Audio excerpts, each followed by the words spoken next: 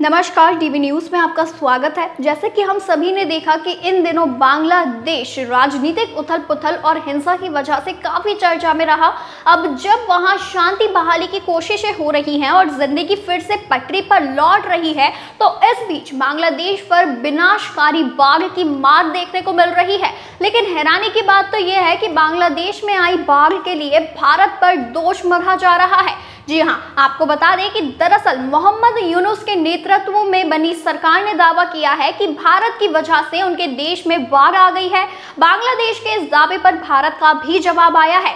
आपको बता देते हैं कि भारत ने बांग्लादेश में प्रकाशित उन खबरों को तथ्यात्मक रूप से पूरी तरह गलत बता दिया है, जिसमें दावा किया गया है कि देश के कुछ हिस्सों में मौजूदा बाढ़ की स्थिति त्रिपुरा में गोमती नदी पर बने बांध के फाटक खोलने के कारण उत्पन्न हुई है।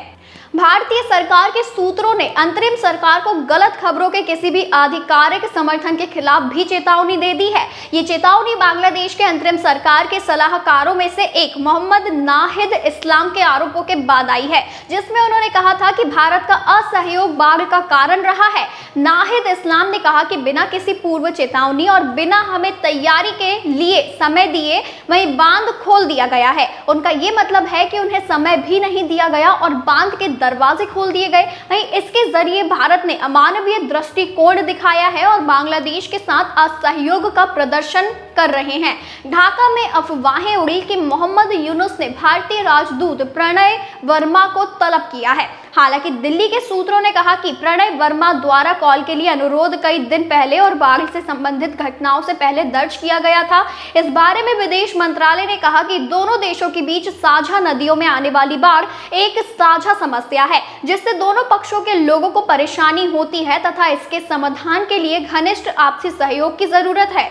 इसी के साथ विदेश मंत्रालय ने भी ये कहा है कि हम ये बताना चाहेंगे कि भारत और बांग्लादेश से होकर बहने वाली गोमती नदी के जल ग्रहण क्षेत्रों में पिछले कुछ दिनों में इस वर्ष की सबसे भारी बारिश हुई है। विदेश मंत्रालय ने कहा है कि बांग्लादेश में बाढ़ मुख्य रूप से बांध के नीचे की ओर इन बड़े जल ग्रहण क्षेत्रों के पानी के कारण आई है। मंत्रालय ने एक बयान में कहा है कि डंबुर बांध यानी कि बांग्लादेश की सीमा से 120 किलोमीटर से अधिक दूर स्थित है।